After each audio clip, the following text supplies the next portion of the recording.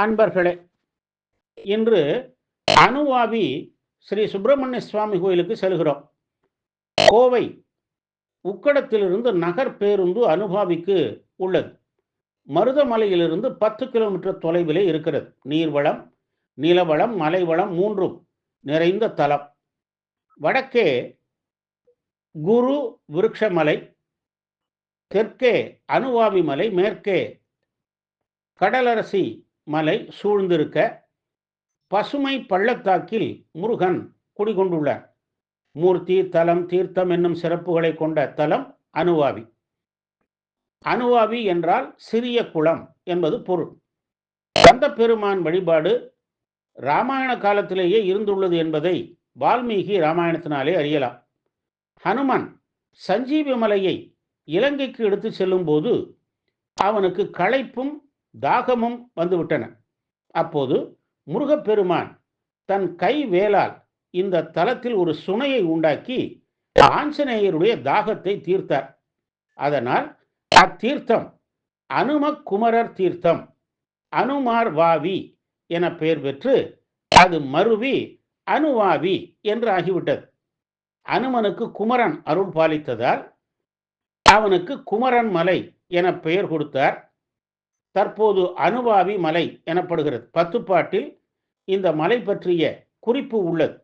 இங்கு உள்ள ஊற்று நீரின் தொடக்கம் எங்கு இருக்கிறது என்பது இதுவரை கண்டறிய இயலவில்லை. இந்த மலையடிவாரத்தில் அக்காலத்தில் ஜமீன்தார் ஒருவர் மலைப்பாதை அமைத்து இந்த கோவிலுக்கு உற்சவ மூர்த்திகளையும் செய்து தந்தார். இங்கே காணாச்சுனையும் கருநொச்சி வளமும் ஐந்திகள் வில்வமும் இருந்ததாம். சுந்தரர் இந்த தலத்தை போற்றி புகழ்ந்ததாக சொல்கிறார்கள். இந்த ஊருக்கு கிழக்கே உள்ள வடமதுரை என்னும் ஊரில் பிருத்தேஸ்வரர் குளத்தை அடுத்து ஒரு மரத்தின் வேர் இரு கிளைகளாய் பிரிந்து ஒரு பிரிவிலிருந்து வெண்ணிறப்பாலும் மற்றதிலிருந்து செந்நிறப்பாலும் வடிந்ததாக சுந்தர கண்டாராம்.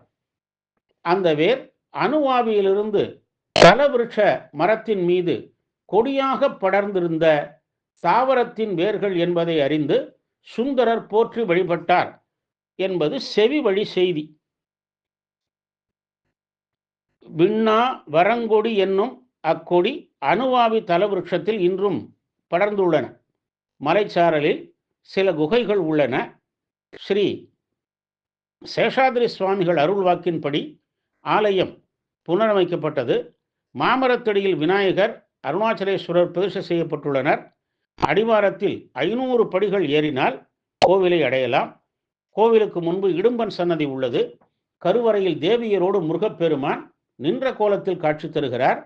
முன் மண்டபத்தில் விநாயகர், வீரபாகு, ஆஞ்சநேயர், நவகிரக சன்னதிகள் உள்ளன. குழந்தை பேறு வேண்டுவோர் 5 செவ்வாய்க்கிழமை வழிபட்டு மகப்பேர் அடைகின்றனர். சூரிய உதயத்திற்கு முன் தொடர்ந்து குளித்தால் மனநோய், தோல் நோய் அகன்றிடும்.